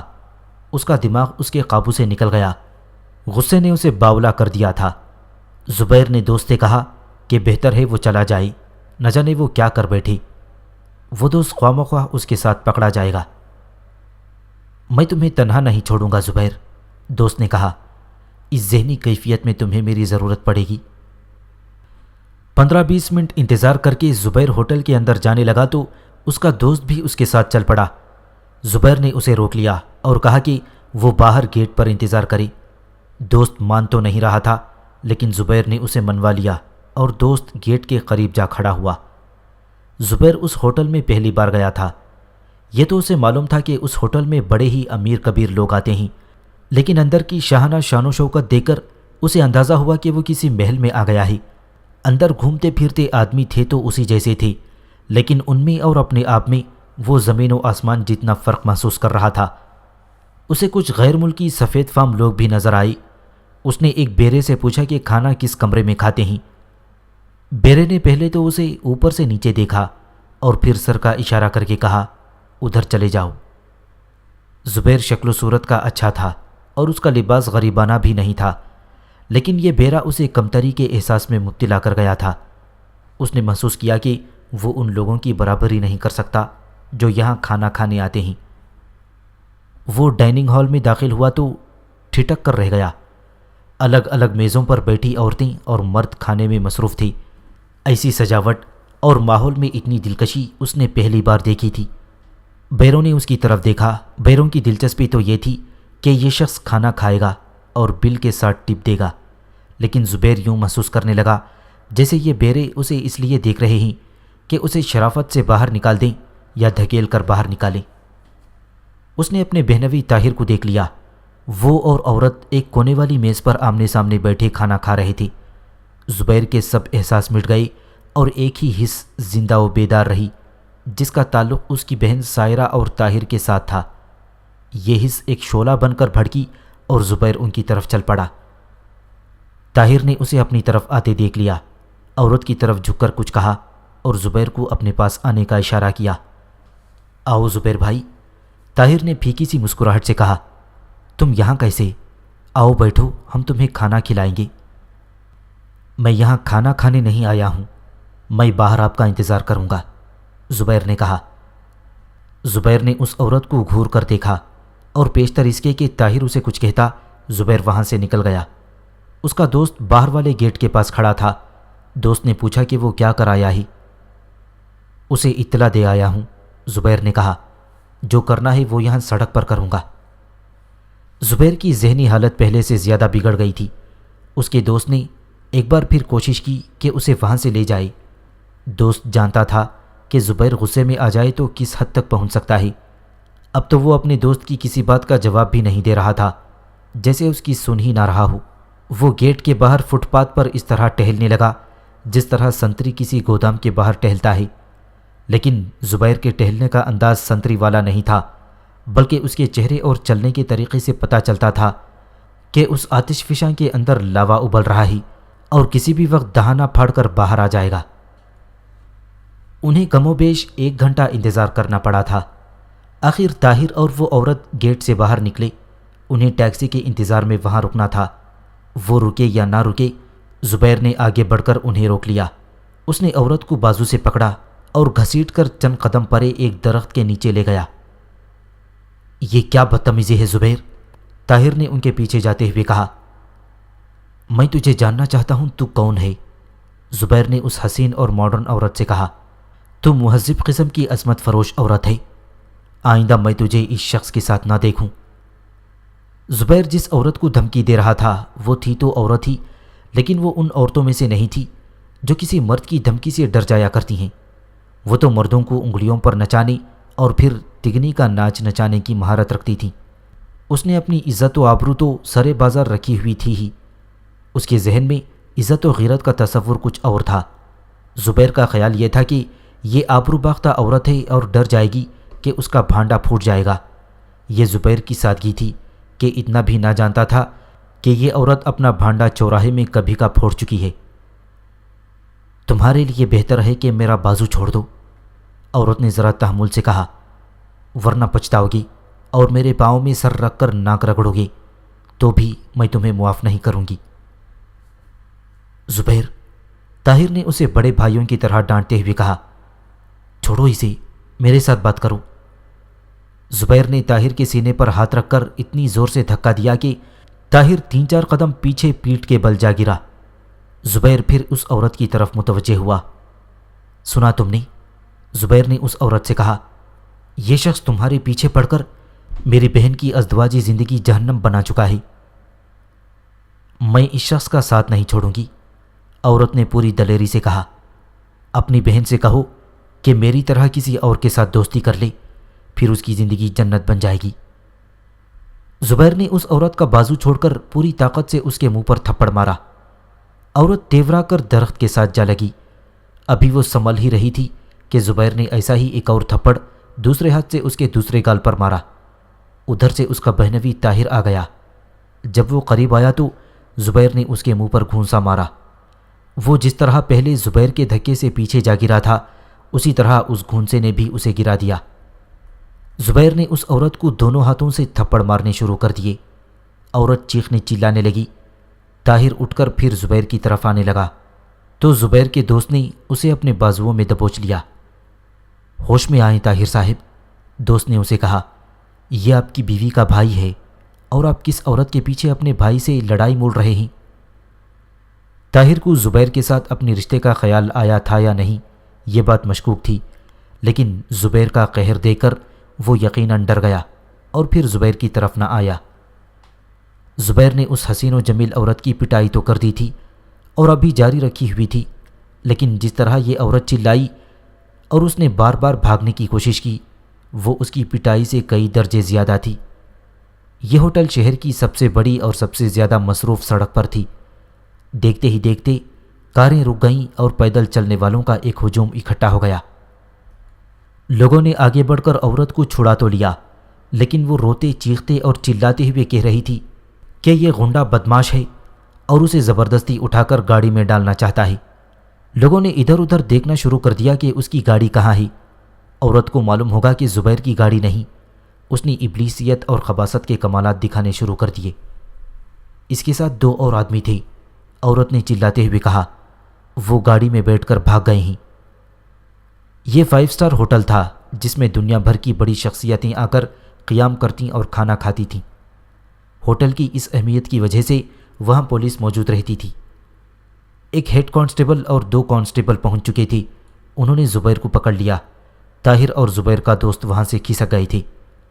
شکل و صورت اور لباس سے یہ عورت کوئی معمولی عورت نہیں لگتی تھی۔ اس نے ہیڈ کانسٹیبل کو حکم کے لہجے میں کہا کہ زبیر کو فوراً گرفتار کر کے تھانے پہنچایا جائے اور وہ ابھی اپنے خاوند کو فون کرتی ہے۔ کاروں والے تو خاص طور پر اس عورت کے ہمدرد بن گئے تھے۔ ان میں سے کسی نے کہا کہ اس نے ایک کار یہاں سے جاتی دیکھی ہے جو پہلے یہاں رکی ہوئی تھی۔ کسی نے یہ بھی کہا کہ اس نے خود دیکھا ہے کہ 2 آدمی اس عورت کو کار کی طرف گھسیٹ رہے تھے۔ زبیر یہی رٹ لگائے جا رہا تھا کہ یہ فاحشہ اور عصمت فروش عورت ہے اور وہ اس کی پرائیویٹ اور درپردہ زندگی سے اچھی طرح واقف ہے، لیکن زبیر کی کوئی سن نہیں رہا تھا۔ یہ دیکھا گیا ہے کہ کسی کی چھیڑ خانی پر کوئی لڑکی شور مچا دے تو لوفر لفنگے بھی اس لڑکی کے حمایتی اور محافظ بن جاتے ہیں جو سڑکوں پر صرف لڑکیوں کو چھیڑنے کے لیے ہی نکلتے ہیں۔ یہاں بھی تماشائی ہی مظاہرہ کر رہے تھے۔ ہر کوئی زبیر کو ہی برا بھلا کہے جا رہا تھا اور کچھ آدمی ہیڈ کانسٹیبل سے کہہ رہے تھے کہ اسے تھانے لے جائے۔ رات کے 10 بج چکے تھے اور زبیر ابھی تک گھر نہیں آیا تھا۔ وہ اتنی دیر باہر کبھی نہیں رہا تھا۔ اس نے ماں کو ایسی پریشانی کبھی نہیں دی تھی کہ اسے بتائے بغیر کہیں چلا جاتا اور اپنی مرضی سے جتنی دیر چاہے باہر ہی رہتا۔ بختی اور سائرہ کی پریشانی بڑھتی جا رہی تھی۔ کچھ سوچ نہیں رہی تھی کہ وہ زبیر کا پتہ کہاں سے کروائیں۔ اس پریشانی کے عالم میں دروازے پر دستک ہوئی۔ بختی اور سائرہ اکٹھی دوڑتی گئیں اور دروازہ کھولا۔ باہر زبیر کا دوست کھڑا تھا۔ زبیر تو ابھی آیا ہی نہیں، بختی نے کہا۔ معلوم نہیں وہ کہاں رک گیا ہے۔ اندر چلیں خالہ، دوست نے کہا۔ میں یہیں بتانے آیا ہوں وہ کہاں ہے۔ دوست نے اندر جا کر ماں بیٹی کو ساری بات کہہ سنائی۔ یہ بھی بتایا کہ زبیر نے اس عورت کو مارا پیٹا ہے اور پھر پولیس زبیر کو پکڑ کر لے گئی۔ طاہر اور زبیر کا دوست وہاں سے اس وقت چل پڑے تھے جب زبیر اس عورت کو مار پیٹ رہا تھا۔ کچھ دور جا کر طاہر نے رکشہ پکڑ لیا اور دوست سے کہا کہ وہ ابھی آ جائے، لیکن دوست کو اچھا نہ لگا کہ زبیر کو اکیلا چھوڑ کر چلا جائے۔ وہ واپس ہوٹل کی طرف چلا گیا اور طاہر اپنے گھر آ گیا۔ دوست جب پھر وہاں پہنچا تو ہیڈ کانسٹیبل اور 2 کانسٹیبل زبیر کو پکڑ کر لے جا رہے تھے۔ دوست پیچھے پیچھے گیا اور تھانے تک جا پہنچا۔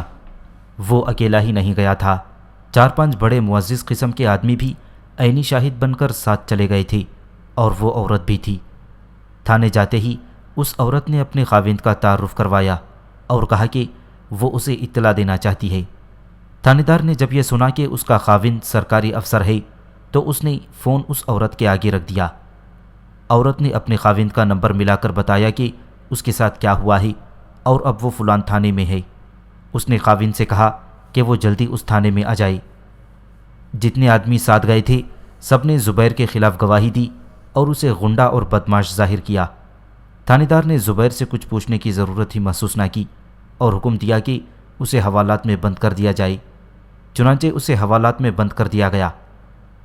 تصور میں لایا جا سکتا ہے کہ ماں اور بہن کا کیا حشر ہوا ہوگا۔ آنسو تو ان کے بہنے ہی تھے، اصل مسئلہ یہ تھا کہ وہ کریں کیا۔ ماں بیوہ تھی اور بہن خاوند کی ٹھکرائی ہوئی ماں کے ہاں آ بیٹھی تھی۔ زبیر کا دوست وہیں بیٹھا رہا، انہیں وہ اس جذباتی حالت میں اکیلا نہیں چھوڑنا چاہتا تھا۔ بختی اس کی منتیں کرنے لگی کہ وہ اسے تھانے لے جائے اور وہ اپنا سارا زیور تھانے دار کو دے کر اپنے بیٹے کو رہا کروا لے گی۔ دوست بختی کو بتانا نہیں چاہتا تھا کہ جس عورت کو زبیر نے مارا پیٹا ہے وہ بڑی پہنچ والی عورت ہے اور تھانے دار اس کے ساتھ کوئی دھوکہ اور ایسی کارروائی نہیں کرے گا جو اس کے خلاف جاتی ہو۔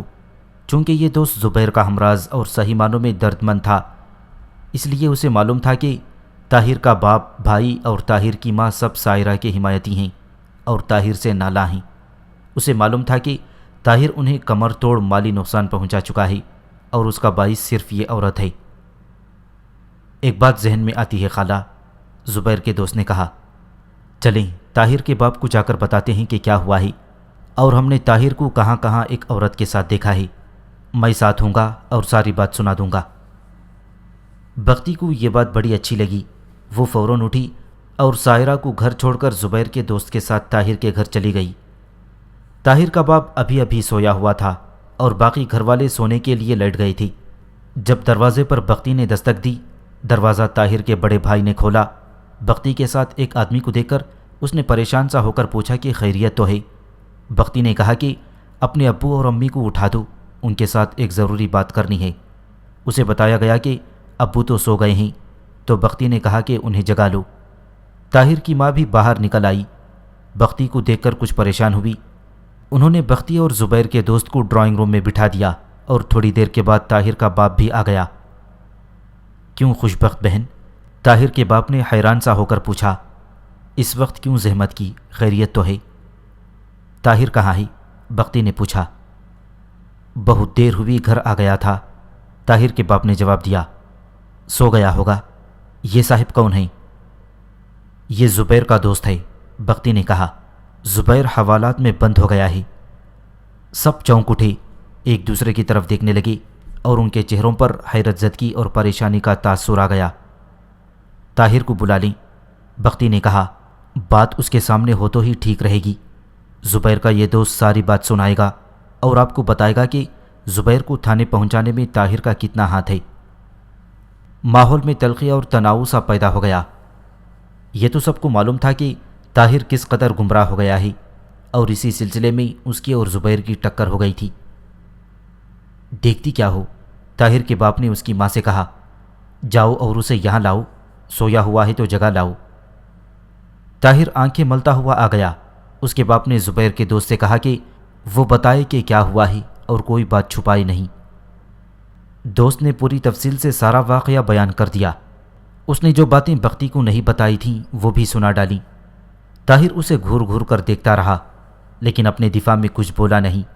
زبیر کے دوست کو تو یہ غم و غصہ بھڑکا جا رہا تھا کہ اس کا اتنا عزیز دوست گرفتار ہو گیا تھا۔ یہ دوست یوں پردے اٹھا رہا تھا کہ طاہر کا باپ، اس کی ماں اور بھائی طاہر کو بار بار دیکھتے اور ان کے چہروں کے رنگ بدلتے جا رہے تھے۔ یہی تو وہ معلوم کرنا چاہتے تھے کہ طاہر کس تباہی میں جا گرا ہے، اور پہلی بار ان پر راز کھل رہا تھا۔ راز بھی ایسا کھلا کہ اچھا خاصا حادثہ بن گیا جس کے انجام کا کسی کو بھی علم نہ تھا۔ طاہر کوئی پیدائشی لوفر لفنگا نہ تھا۔ اس کے خاندان کا کردار ایسا تھا کہ وہ زبیر کے دوست پر برس پڑتا اور جھوٹی قسمیں کھا کھا کر اسے جھٹلاتا۔ وہ تو سادگی میں ایک فاحشہ عورت کے چکر میں آ گیا تھا۔ البتہ یہ اس روپیے پیسے کا فطور تھا جو کاروبار میں اس کے ہاتھوں سے گزرتا تھا۔ یہ تو ایک ندی تھی جو اس خاندان کو سیراب کر رہی تھی۔ باپ کا تو سر ہی جھک گیا تھا۔ کچھ دیر تک وہ سر ہاتھوں میں تھامے بیٹھا رہا۔ ماں یکلخت پھٹ پڑی اور اس نے طاہر کو بے طرح سنانی شروع کر دی۔ ماں کو زیادہ غصہ تو اس بات پر آ رہا تھا کہ اسے اپنی بہو اور بہو کی ماں کے سامنے شرمندگی اٹھانی پڑ رہی تھی۔ طاہر نے اپنی وکالت میں کچھ بھی نہ کہا۔ اس کا چہرہ تو لاش کی طرح بے نور ہو گیا تھا۔ پھر بھائی بولنے لگا اور اس کے منہ میں جو آیا کہا۔ دیکھو طاہر، آخر باپ نے کہا اور بڑے ہی تحمل سے اس نے کہا، تمہیں خود اندازہ ہو گیا ہوگا کہ تم کاروبار کو اور خاندان کو کتنا نقصان پہنچا چکے ہو، اور جو بے عزتی اور بدنامی ہوئی ہے وہ الگ ہے۔ اگر اب بھی تم ندامت اور پچھتاوا محسوس کرو اور اپنے خاندانی وقار میں واپس آنے کا وعدہ کرو تو میں خود بھی تمہیں معاف کر دوں گا اور خوشبخت بہن سے بھی معافی دلوا دوں گا۔ اگر نہیں تو میں تمہارا حصہ جتنا بھی بنتا ہے الگ کر دوں گا اور تم کو اس گھر سے نکال دوں گا۔ اس صورت میں سائرہ تمہارے ساتھ نہیں جائے گی، اسے طلاق دے دو۔ وہ میری بہو نہیں، میری بیٹی ہے اور میں اس کی دوسری شادی خود کر دوں گا۔ یہ میرا بیٹا ہی بھائی جان، بختی نے کہا۔ میں اپنے دل میں اس کے خلاف کوئی ناراضگی نہیں رکھوں گی۔ انسان کبھی بھولے بھٹکے شیطان کے اثر میں آ جاتا ہے۔ پہلے تو یہ سوچیں کہ میرے بیٹے کا کیا بنے گا۔ طاہر کا باپ یوں چونک پڑا جیسے اسے بجلی کا جھٹکا پڑا ہو۔ زبیر کو تو جیسے وہ بھول ہی گیا تھا۔ اب تو اس نے قہر بھری نظروں سے طاہر کی طرف دیکھا۔ طاہر کا سر جھکا ہوا تھا۔ باپ نے اسے کہا کہ اس نے اپنے بھائی کو حوالات میں بند کروا دیا ہے۔ طاہر نے سر اٹھایا تو اس کی آنکھوں میں آنسو بہہ نکلے۔ یہ ندامت کے آنسو تھے۔ باپ اٹھ کھڑا ہوا۔ چلو میرے ساتھ، دونوں چلو، باپ نے کہا۔ تھانے چل کر دیکھتے ہیں۔ اس نے بختی سے کہا، خوشبخت بہن، سائرہ گھر میں اکیلی ہے، تم اس کے پاس جاؤ اور ہم پوری کوشش کریں گے کہ زبیر کو ساتھ لے کر آئیں۔ پہلے میرے گھر چلیں، بختی نے کہا۔ میرے پاس جو کچھ ہے وہ لے جائیں اور تھانے دار کو دے کر میرے بیٹے کو لائیں۔ تم کیوں دو گی؟ باپ نے کہا۔ جو دینا دلانا ہو وہ میں دوں گا۔ تمہارے بیٹے نے تو مجھ پر احسان کیا ہے اور اس نے جو کچھ بھی کیا ہے اچھا کیا ہے اور میرے خاندان اور کاروبار کا بھلا کیا ہے۔ میں بھی ساتھ چلوں گا، دوست نے کہا۔ میں بھی چلوں گا، طاہر نے کہا۔ میں تھانے دار کو بتاؤں گا کہ اصل واقعہ کیا ہوا تھا۔ وہ سب بڑی تیزی سے تیار ہوئے اور چلے گئے۔ بختی اپنے گھر چلی گئی۔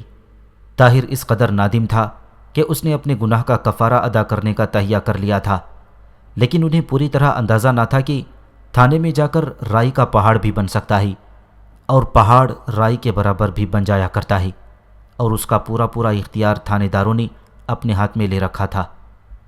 وہ جب تھانے پہنچے تو آدھی رات گزر چکی تھی۔ طاہر کے گھر باتیں اتنی لمبی ہو گئی تھیں کہ کسی کو وقت کا احساس ہی نہ ہوا تھا۔ تھانے میں ایک ہیڈ کانسٹیبل کرسی پر بیٹھا اور سر میز پر رکھ کے گہری نیند سو رہا تھا۔ یہ لوگ کمرے میں داخل ہوئے تو وہ بیدار ہو گیا اور بڑی ہی بے نیازی اور بے پرواہی سے پوچھا کہ وہ کیوں آئے ہیں۔ طاہر کے باپ نے بتایا کہ وہ کیوں آئے ہیں۔ صبح ملزم کو کورٹ میں پیش کیا جائے گا، ہیڈ کانسٹیبل نے کہا۔ وہاں جا کر معلوم کر لینا کیا ہوا تھا اور کیا ہوگا، وکیل کر لینا۔ ہیڈ کانسٹیبل نے سر پھر میز پر رکھ لیا اور آنکھیں بند کر لیں۔ کیا انسپکٹر صاحب سے ملاقات ہو سکتی ہے؟ طاہر کے باپ نے پوچھا۔ نہیں بھائی صاحب، نہیں، ہیڈ کانسٹیبل نے میز سے سر اٹھائے بغیر اکتائے ہوئے لہجے میں جواب دیا۔ وہ گھر چلے گئے ہیں، صبح آ کر ان سے مل لینا۔ صبح تو ہم مل ہی لیں گے، طاہر کے بڑے بھائی نے کہا۔ ہم چاہتے تھے کہ ابھی مل جاتے تو ان کے ساتھ معاملہ طے کر لیا جاتا۔ یہ معاملہ مشکل سے ہی طے ہوگا میاں جی، ہیڈ کانسٹیبل نے سر اٹھا کر کہا۔ آپ کے بندے نے کوئی چھوٹا موٹا جرم نہیں کیا، بڑی سنگین واردات ہے۔ ایک عورت کو جبری اغوا کرنے کی کوشش کی ہے۔ اب تشریف لے جائیں اور پیچھے مڑ کر نہ دیکھیں۔ پھر ایک مہربانی کریں، طاہر کے باپ نے کہا۔ 2 منٹ کے لیے زبیر سے ملوا دیں۔ یہ تھانہ ہے بھائی صاحب، راجواڑہ نہیں، ہیڈ کانسٹیبل نے بے رخی اور بیگانگی کے لہجے میں کہا۔ آدھی رات کو چلے آئے ہیں اپنے ملزم سے ملنے کے لیے۔ طاہر کے باپ نے جیب سے 100 روپے کا نوٹ نکالا اور ہیڈ کانسٹیبل کے آگے رکھ دیا۔ ہیڈ کانسٹیبل نے میز سے سر اٹھایا اور سیدھا ہو کر بیٹھ گیا، نوٹ پر ہاتھ رکھ کر اپنی طرف کر لیا۔ آپ بڑے ہی شریف آدمی معلوم ہوتے ہیں، ہیڈ کانسٹیبل نے کہا۔ میری نوکری خطرے میں پڑ جائے گی۔ آپ کو ٹکاسا جواب دینا بھی اچھا نہیں لگتا۔ 100 روپیہ اور دے دیں۔ اس سنتری کو بھی راضی رکھنا ہوگا جو حوالات کے دروازے پر کھڑا پہرا دے رہا ہے۔ باپ نے 100 روپے کا ایک اور نوٹ نکال کر ہیڈ کانسٹیبل کے آگے رکھ دیا۔ ہیڈ کانسٹیبل کرسی سے یوں اٹھا جیسے اسے اسپرنگ لگ گئی ہوں۔ آپ شریف لوگ معلوم ہوتے ہیں، ہیڈ کانسٹیبل نے کمرے کے دروازے کی طرف چلتے ہوئے کہا۔ میں آپ کو مایوس نہیں کرنا چاہتا، چلیں آپ کے بندے سے ملوا دیتا ہوں۔ وہ انہیں حوالات تک لے گیا اور سلاخوں والے دروازے کے سامنے جا کھڑا کیا۔ حوالات میں 4-5 ملزم بند تھے جن میں زبیر بھی تھا۔ وہ سب فرش پر سوئے ہوئے تھے، لیکن زبیر دیوار کے ساتھ پیٹھ لگائی بیٹھا تھا اور اس نے سر گھٹنوں پر رکھا ہوا تھا۔ ہیڈ کانسٹیبل کی آواز پر اس نے سر اٹھایا اور سائرہ کے سسر وغیرہ کو دے کر دروازے تک آ گیا۔ ان کے درمیان مغفل سلاخیں حائل تھیں۔ زبیر کے چہرے پر قہر و غضب کا تاثر بڑا صاف تھا۔ زبیر بھائی، سب سے پہلے طاہر نے سلاخوں سے ہاتھ اندر کر کے زبیر کا ہاتھ پکڑا اور کہا، مجھے معاف کر دینا، تمہیں اس ذلت میں پہنچانے کا میں مجرم ہوں۔ زبیر بیٹا، طاہر کے باپ نے کہا، جو ہو گیا سو ہو گیا۔ میں کل کورٹ میں وکیل کو لے کر آؤں گا اور تمہاری ضمانت کرا لیں گے۔ ہم سب تمہارے ساتھ ہیں، کوئی فکر نہ کرنا۔ میں تو کہتا ہوں کہ تم نے جو کیا ہے اچھا ہی کیا ہے، اللہ تمہیں اس کا اجر اور صلہ دے گا۔ طاہر اور سائرہ کے سسر کی یہ باتیں سن کر زبیر کے چہرے سے تناؤ کم ہو گیا تھا۔ اس نے کہا کہ اس کی ماں اور سائرہ بہت پریشان ہوں گی۔ تم ان کی فکر نہ کرو، طاہر کے باپ نے کہا، میں انہیں پوری تسلی دے کر آیا ہوں اور اب جا کر بھی ان کا حوصلہ مضبوط کر دوں گا۔ تم بھی مطمئن رہنا، تمہاری ماں کو تمہارے اس کیس میں پریشان نہیں ہونے دوں گا، یہ سب میری ذمہ داری ہے۔ وہاں سے ہٹے تو ہیڈ کانسٹیبل ان سب کو الگ لے گیا۔ اس نے سنتری کے لیے جو 100 روپیہ لیا تھا وہ بھی اس نے اپنی جیب میں ڈال لیا تھا۔ 200 روپیوں میں تو طاہر کے باپ نے جیسے اس ہیڈ کانسٹیبل کو خرید ہی لیا تھا۔ آپ بہت ہی شریف لوگ معلوم ہوتے ہیں، ہیڈ کانسٹیبل نے طاہر کے باپ سے کہا۔ میں آپ کو بتا دیتا ہوں کہ یہ چکر کیا چلا ہے۔ آپ کے بیٹے زبیر نے اصل بات بتا دی ہے۔ ہمارے سامنے ایسی کوئی شہادت نہیں آئی کہ آپ کا بیٹا اس عورت کو اغوا کرنے کی کوشش کر رہا تھا۔ عورت کا اپنا بیان بھی مشکوک نظر آتا ہے، لیکن صاحب یہ بڑی ہی کایا اور نوسر باز عورت ہے۔ اس کی اصل طاقت یہ ہے کہ اس کا خاوند گورنمنٹ آفیسر ہے، اور افسر کوئی اتنا بڑا نہیں جتنے اس کے ہاتھ لمبے ہیں۔ وہ تھانے میں آیا تھا اور تھانے میں ہی اس نے ہمارے ڈی ایس پی صاحب کو فون کیا اور پھر 2 اور بڑے افسروں کو فون کیا اور ان سب کو ایسی سنگین وارداتیں سنائیں جیسے آپ کے بیٹے نے اس عورت کا ریپ کیا ہو۔ پھر ان تینوں افسروں کی باری باری تھانے میں فون آئی اور ہر ایک نے یہی کہا کہ یہ ملزم جو کوئی بھی ہے اسے چھوڑنا نہیں ہے اور ضمانت بھی نہیں ہونے دینا۔ اب آپ اپنا زور لگا لیں، لیکن میں آپ کو صاف صاف بتا دیتا ہوں کہ یہ کیس آپ کو چکرا دے گا۔ وکیل کوئی بہت ہی قابل اور دھڑنے والا کرنا۔ طاہر کا باپ ایسی ذلت آمیز صورتحال میں کبھی نہیں پڑا تھا۔ اس کے پاس روپیہ پیسہ تھا جس کے زور پر وہ مقدمہ لڑ سکتا تھا، لیکن اسے معلوم نہیں تھا کہ جس ملک میں عورت چلتی ہے وہاں قانون ذرا لنگڑا ہی چلا کرتا ہے اور عموماً دور پیچھے رہ جاتا ہے یا راہ راست سے بھٹک جاتا ہے۔ کہنے والے ٹھیک ہی کہتے ہیں کہ قانون اندھے کی لاٹھی ہے، جس کے آگے آنے والا اس لاٹھی سے بچ نہیں سکتا۔ ہمارے ملک میں بھی قانون کے متعلق یہی کہا جاتا ہے، لیکن ہوتا یوں ہے کہ پولیس جس کسی کو بھی پکڑ کر اس اندھے کے آگے کھڑا کر دیتی ہے وہ اس کی لاٹھی کی زد میں آ جاتا ہے۔ طاہر کا باپ اور دوسرے 200 روپیے میں زبیر سے 2 منٹ کی ملاقات کر کے اور ہیڈ کانسٹیبل سے صحیح صورتحال معلوم کر کے مایوس و نامراد گھر واپس آ گئے۔ زبیر نے اپنا سکون اور چین بلکہ اپنا مستقبل بھی اور اپنی ماں کا سکھ چین بھی اپنی بہن پر قربان کر دیا۔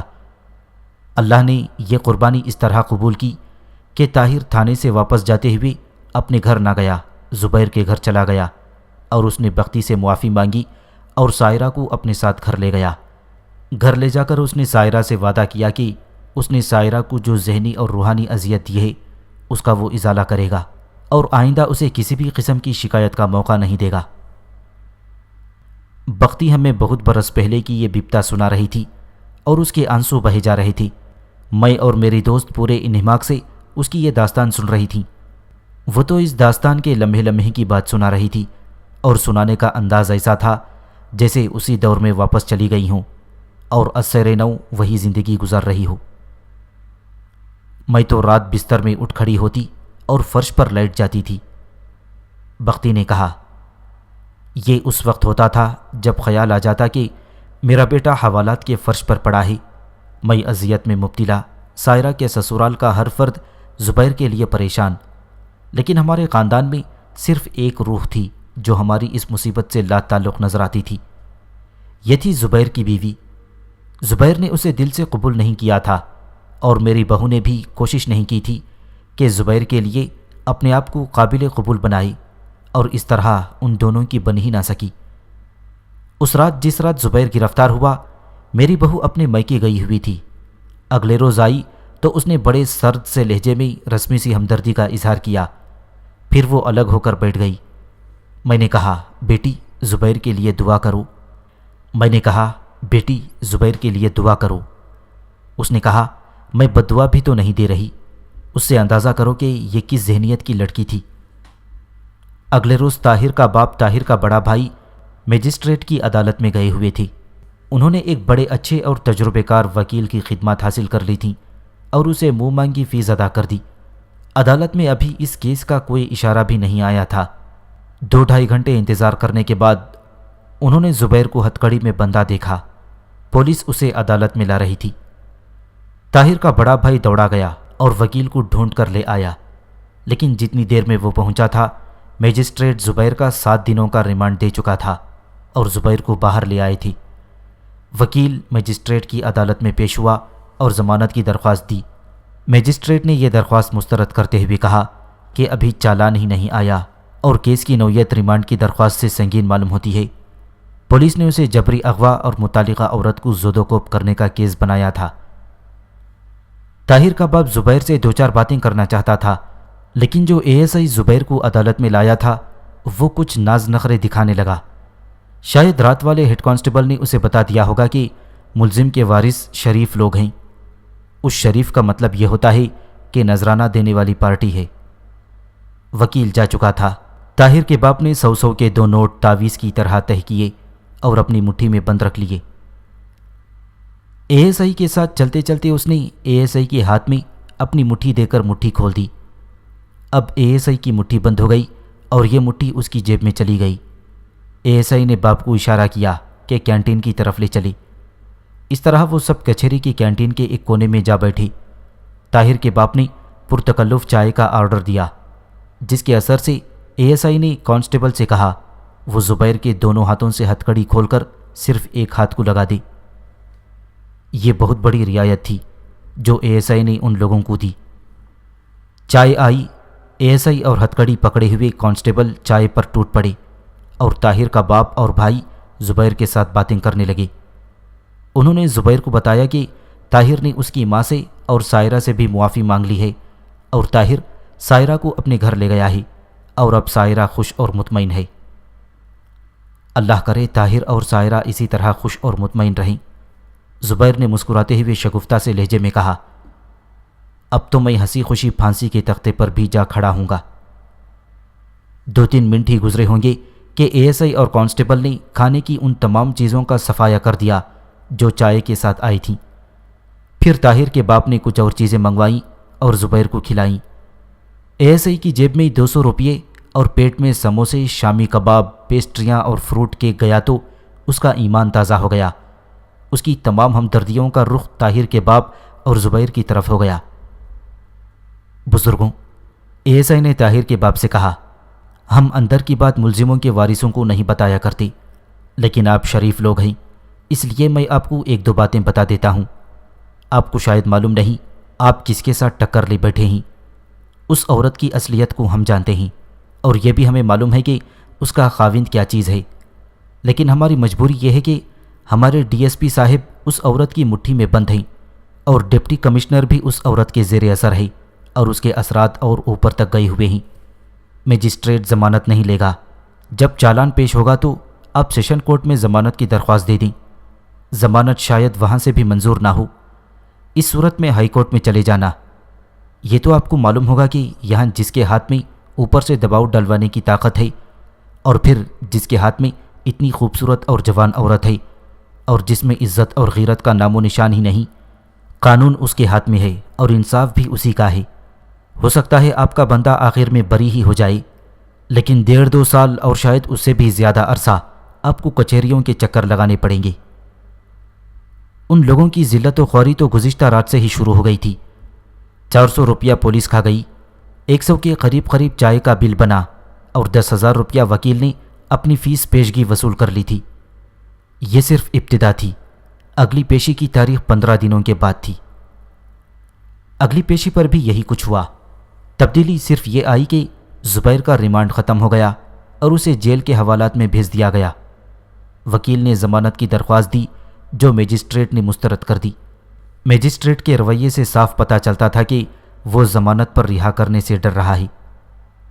وکیل نے سیشن کورٹ میں ضمانت کی درخواست کی اور وہاں سے بھی درخواست نامنظور ہو گئی۔ ہائی کورٹ میں گئے تو سرکاری اٹارنی نے اس قدر مخالفت کی اور ایسے دلائل پیش کیے کہ جس کی بنیاد بہت ہی کمزور تھی، لیکن اس کی یہ دلیل بڑی وزنی تھی کہ ملزم بہت برے چلن کا آدمی ہے اور پولیس ابھی تک تفتیش کر رہی ہے۔ خطرہ ہے کہ ملزم گواہوں کو ہراساں کرے گا اور تفتیش مشکل ہو جائے گی۔ جج کو تو ایسے ہی دلائل سن کر فیصلہ دینا تھا۔ ججوں کو کیا معلوم کہ پس پردہ پولیس اور سرکاری وکیل کیسے لالچ اور کیسے دباؤ کے نیچے آئے ہوئے ہیں۔ جج نے ضمانت کی درخواست مسترد کر دی تھی۔ یہ قانون کچہریوں اور کرپشن کی چکی تھی جو چل پڑی تھی، اور 2 معزز خاندان اس چکی کے 2 پارٹوں میں پسنا شروع ہو گئی تھی۔ دن ہفتوں مہینوں کی صورت اختیار کرتے گزرتے جا رہے تھے۔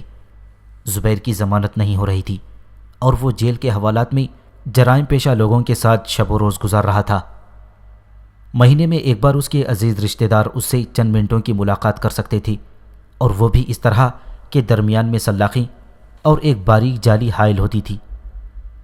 اس انتہائی روح کش اور تکلیف دہ صورتحال میں 2 افراد تھے جو دوسروں سے زیادہ اذیت برداشت کر رہے تھے۔ ایک تھی زبیر کی ماں جو بیٹے کو سلاخوں اور جالی کے پیچھے دیکھ کر تڑپ جاتی تھی۔ اس کا بس نہیں چلتا تھا، ورنہ وہ تو یوں قہر اور غضب میں آ جاتی تھی جیسے ان سلاخوں کو اور اس آہنی جالی کو ناخنوں سے ادھیڑ کر الگ کر دی اور اپنی اکلوتے بیٹے کو نکال لائی۔ پھر جس کے حصے میں زیادہ اذیت آئی تھی وہ طاہر تھا۔ یہ سارا کیا دھرا اسی کا تھا۔ وہ پچھتاوے میں جل بھن رہا تھا، ان لمحوں کو یاد کر کے پچھتاتا رہا تھا جب اس کا پہلا تعارف اس فاحشہ عورت کے ساتھ ہوا تھا۔ کبھی اس عورت کی اور کبھی اپنی جان لینے کی سوچوں تک پہنچ جاتا۔ سائرہ اس کی یہ جذباتی کیفیت سمجھ گئی اور اس نے طاہر کو جذباتی سہارا دینا شروع کر دیا تھا۔ طاہر اپنے اس گناہ کا کفارہ اس طرح ادا کرنے لگا تھا کہ اس نے سائرہ کو ہی اپنے پیار و محبت کا مرکز بنا لیا اور گھر میں اسے اونچا مقام دے دیا۔ اس نے اپنی روحانی تسکین کا ایک ذریعہ یہ بھی اختیار کر لیا کہ سائرہ کے ہاتھ وقتاً فوقتاً کچھ پیسے اس کی ماں کو بھیجنے لگا۔ بختی کے گھر کا گزارا زبیر کی تنخواہ پر چلتا تھا اور باعزت طریقے سے چل رہا تھا۔ اب تو گھر میں پھوٹی کوڑی بھی نہیں آتی تھی۔ طاہر نے بختی کے گھر کے اخراجات اپنے ذمے لے لیے تھے۔ زبیر کا ایک بہنوی اور بھی تھا۔ وہ زبیر کی بہن اور بچوں کے ساتھ شہر سے دور ایک اور شہر میں رہتا تھا۔ کبھی کبھار آتا تو وہ بھی کچھ مالی امداد دے جاتا تھا، لیکن بختی کے لیے یہ صورتحال کوئی اچھی نہیں تھی۔ کبھی وہ یوں محسوس کرتی جیسے وہ ان لوگوں کی خیرات پر زندگی بسر کر رہی ہو، لیکن پیٹ کا تنور جلائے رکھنے کا اور کوئی ذریعہ بھی نہ تھا۔ وہ تو ایسی زندگی سے بیزار ہو کر موت کی آغوش میں چلی جانا چاہتی تھی، لیکن ایک بار اپنے بیٹے کو جیل سے باہر دیکھنے کے لیے اپنے آپ کو زندہ رکھے ہوئے تھی۔ ایک بات تھی جو ذہن میں آتی تو روح بھی کھل اٹھتی تھی۔ بختی نے ہمیں اپنی اس مصیبت کی داستان سناتے ہوئے کہا، میں جب یہ سوچتی تھی کہ میرے بیٹے نے چوری نہیں کی، ڈاکہ نہیں ڈالا اور کسی سے فریب کاری نہیں کی، اور اس نے اپنا اور اپنی ماں کا مستقبل اپنی بہن کا گھر بسانے پر قربان کر دیا ہے، تو میرے سارے دکھ اور رنج مٹ جاتے تھے۔ صرف یہ بات مجھے شرمسار کرتی تھی کہ میں اپنی بیٹیوں کے سسرال کی محتاج ہو گئی تھی۔ میں نے ضد کی تھی کہ اپنے طور پر محنت مزدوری کر کے گھر چلا لوں گی، لیکن دونوں بیٹیوں کے سسرال مجھے سختی سے روکتے تھے، اور سائرہ کا سسر اور خصوصاً طاہر تو ایسی باتیں کر جاتے تھے کہ میں چپ بیٹھ جاتی تھی۔ انہوں نے کبھی احسان نہیں جتایا تھا، لیکن میری غیرت مجروح ہوتی جا رہی تھی۔